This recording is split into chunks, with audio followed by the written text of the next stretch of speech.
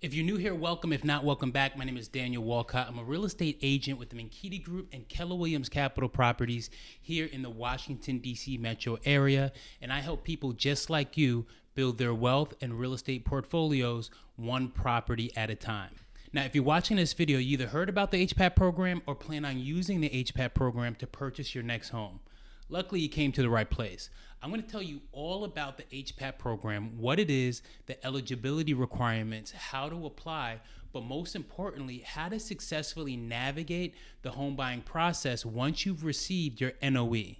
Now, this video is actually an update to a video that I made 4 years ago, which is one of the first videos to get over 1,000 views. So thank you guys for that. I've added chapters to this video, so watch the entire thing or head to whatever section that you need.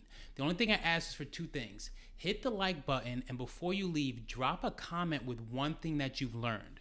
Stay until the end, and I'm going to give you directions on how to download my HPAP Success Packet, which has all the forms and information that you need for a successful HPAP transaction. HPAP stands for the Home Purchase Assistance Program, and it provides down payment and closing cost assistance to low to moderate income buyers looking to purchase a home in Washington, D.C. So if you make under $120K, keep watching. The HPAP program is offered through DC's Department of Housing and Community Development, also known as DHCD.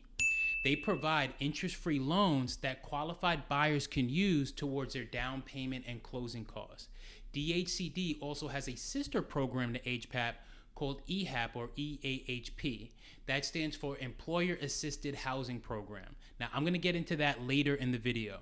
The purpose of these two programs are to help home buyers who live in DC stay in DC. As home prices continue to climb, the dream of home ownership is slipping further out of reach for many Black and brown people in our community. The median home value right now in Washington, DC is $660,000. And too many of us are missing out on the chance to build generational wealth that comes with home ownership. So that's why I love this program. So without further ado, let's get into it. If you qualify for HPAP, you can receive up to $202,000 in financial assistance. They provide up to $4,000 in closing cost assistance as well. Now, before we go any further, let me show you how you would determine how much assistance you would qualify for based on your income and household size. And so this is what everybody's going to look at to determine how much they can potentially qualify for HPAP. And like I said before, it's based on your household size and it's based on your income. And so here's how they break it up.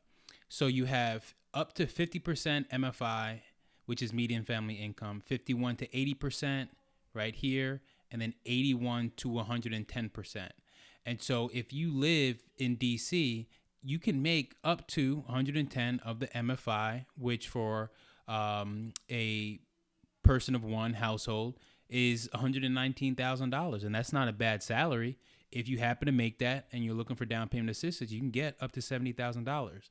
And so you would just essentially determine how many people are in your household. And so if it's you and one other, and you make, let's say, $85,000, then you can qualify for $141,000. And so that's how you use this chart to determine how much you're going to make. One thing else I'm going to say is that if you have members of your household who have income, their income qualifies too. So if you have a partner, let's say it's two people, and a child, so you're a household of three, and you made $108,000, you would qualify for 101. And so this is how you're going to determine how much you can qualify for, potentially, for HPAP. HPAP funds can be used to purchase single-family homes, townhomes, or condos in DC. Multifamily 2 to 4 unit properties are off the table. When it comes to the loan itself, HPAP has some pretty favorable terms. The first is 0% interest, meaning if you borrow $40,000, you pay back $40,000. No interest accumulates over time, unlike student loans and traditional mortgages. Next is the amortization period. All HPAP loans are amortized over 40 years, making the repayment process that much more manageable. Now, repayment conditions are based on your household income. For families earning between 81% and 110% of the median family income, there's a 5-year deferment period. This means you don't start making payments until year 6. If you're at the 80% of the MFI bracket or under, then you don't have to make any payments on the loan at all. All loans must be repaid in full if you transfer or sell a property, if you refinance to take out equity, or if the property is no longer your primary residence. That goes for everybody. Now, when you go to sell your property, you don't have to write a check to DHCD. It's going to be paid off through the proceeds of the sale, just like you would pay off whatever mortgage you have on the property. There are two HPAP administrators. You have the DC Housing Finance Agency and the Greater Washington Urban League.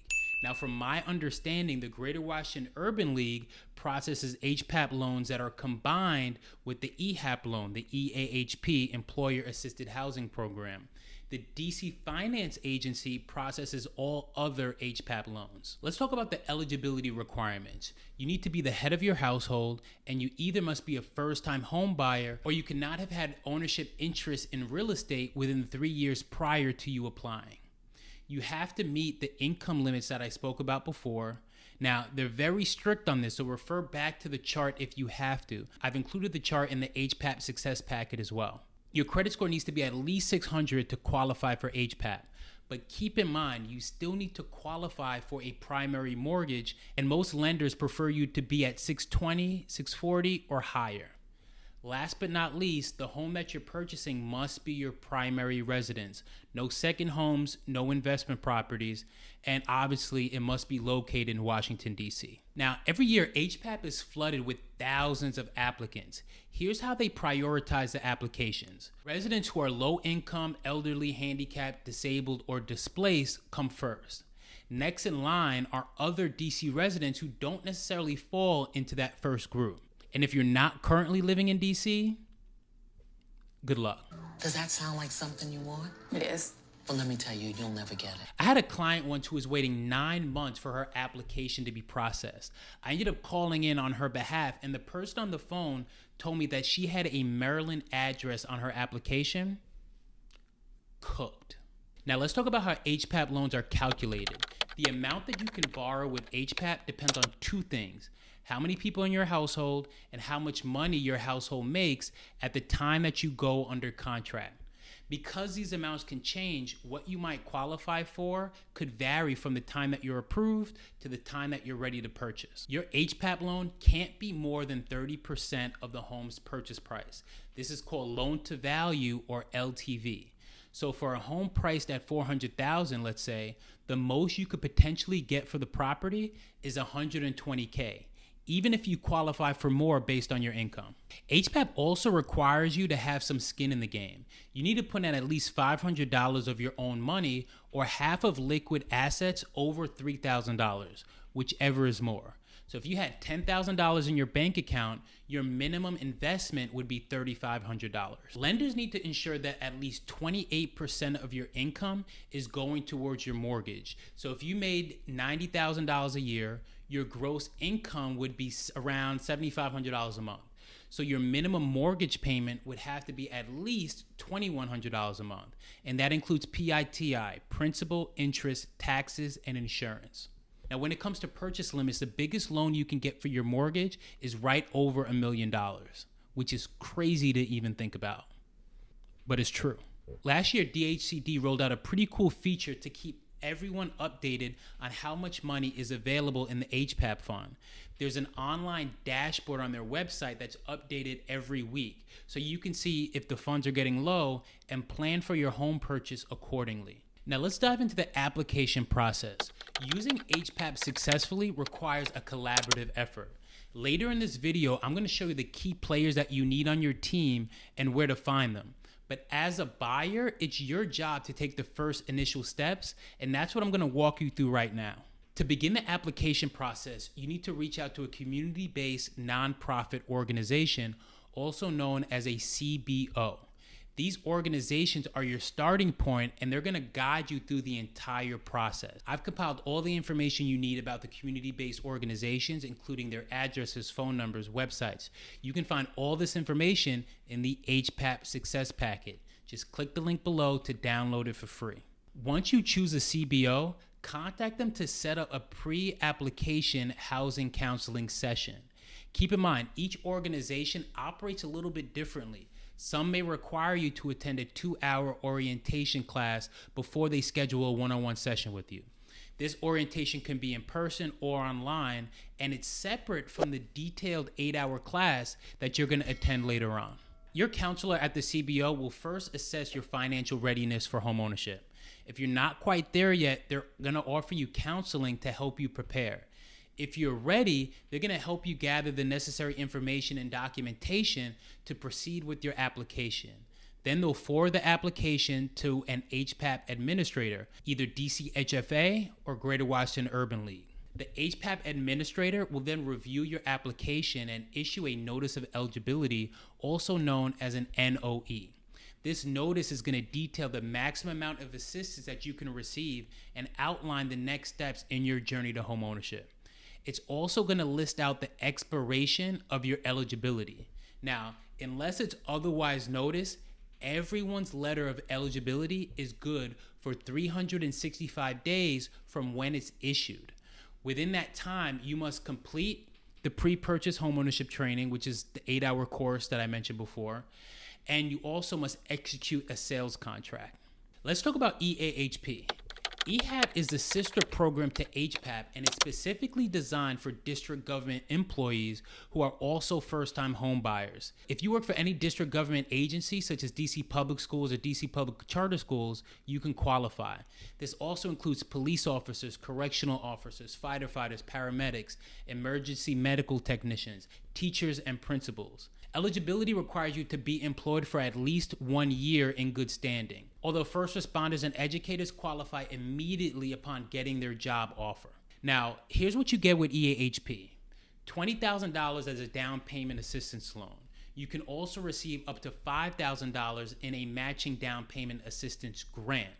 First responders and educators receive an additional $15,000 in down payment assistance, as well as a forgivable grant of $10,000. Like HPAP, EAHP offers 0% interest on its loans. The main difference is that there's no ongoing payment required. Simply repay the full amount when you go to sell the property, transfer it, or it's no longer your primary residence. Now, here's how the matching funds work.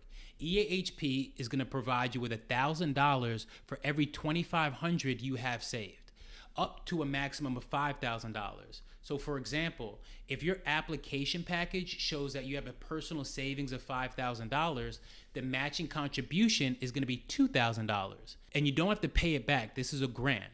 Now remember, HPAP and EAHP can be combined. I have many clients do this and come to the closing table with next to nothing. All right, let's talk about buying a home with HPAP. I recommend that while you're in the process of submitting your documents to your CBO, that you begin building a real estate team. You need your real estate agent and your mortgage lender. Now, while I would love if you chose to hire me, at the very least, find someone who has experience with HPAP. If they don't, send them this video. It's going to get them up to speed. Your lender, however, they must have HPAP experience. If you haven't heard, one of the biggest issues people have with HPAP is the processing times and the red tape. Part of the reason it takes so long is because HPAP wants things done a certain way and in a certain order. So if you, your agent, or your lender gets something wrong, it can add weeks to your wait time. So at this point, you have your NOE. Some of you have been pre-approved, some of you are not. If not, find a lender. I've included the list of HPAP lenders that I worked with in the past in my HPAP Success Packet. Go to my website, download it right now. All right. HPAP is a second or subordinate loan, meaning that you have to get pre-approved for a traditional mortgage just like everybody else. And like everybody else, you're going to have to qualify based on your debt to income ratio, your credit score, your assets, your employment history, etc. The only difference is that they're also going to take into account the money that you'll be getting from HPAP. Now that you have your pre-approval, you can hire a real estate agent and start looking for homes in person. There are going to be 4 documents that govern an HPAP transaction: the sales contract, your NOE, your pre-approval letter, and your buyer agency agreement. After the NAR lawsuit, The DOJ now requires buyers have a signed representation agreement in place before an agent can show them any property. So you have your 4 documents in place, and now you're out looking at properties. Here's what I want you to know. HPAP has minimum property standards, and a lot of times you don't need a home inspector to tell you that a particular property won't qualify for the program. There's no official list on what those standards are, but in my experience, I find that they closely mirror FHA's property requirements.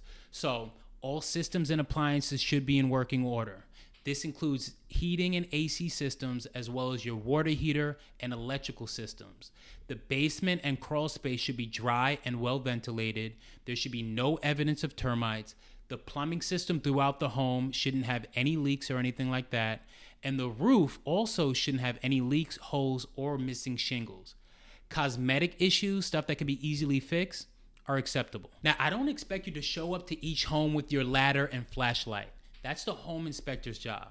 But there's a few things that you can look out for. The first is as-is properties. In DC, properties marketed as is are typically dated or in need of some type of repair. As is doesn't mean the seller is hiding something. It simply means that you have 2 options for whatever issues are found during the home inspection. Take it or leave it. With a traditional transaction, that's not a problem, but HPAP requires that anything deemed a detriment to the functionality or foundation of a home be repaired prior to closing.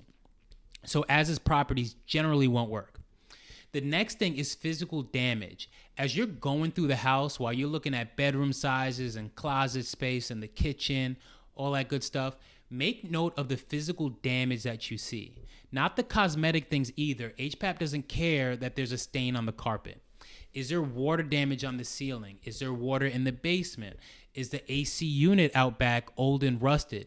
Are the handrails on the stairs falling off? These are things that you can observe prior to making an offer. Now, if you see these things, it doesn't mean that you can't buy it, but now your agent has to have a conversation with the listing agent to let them know that these things have to be addressed if they decide to take your offer. Okay, so now you found a home that you want to put an offer on. It passed the eye test. Now it's up to your agent to put together an offer and submit it on your behalf. Once your offer is accepted, your lender is going to forward a copy of the sales contract to whoever is processing your HPAP loan, DCHFA or Greater Washington Urban League. 2 things need to be included in that paperwork.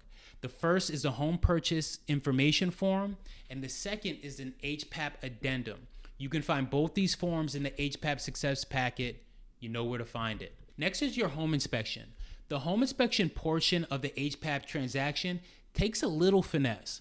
The first thing that you want to do is pick a home inspector that has experience with HPAP. There used to be a list of HPAP certified inspectors, but I don't actually think it's a thing anymore. HPAP doesn't actually care which home inspector you use, as long as they're a licensed HUD certified inspector. I have a list of home inspectors that I've used in the past over the years of me working with HPAP. You know where to find it. Your home inspector is going to provide you with a comprehensive inspection report like they would do for anybody else. There's a second document, however, that's required and needs to be submitted with HPAP.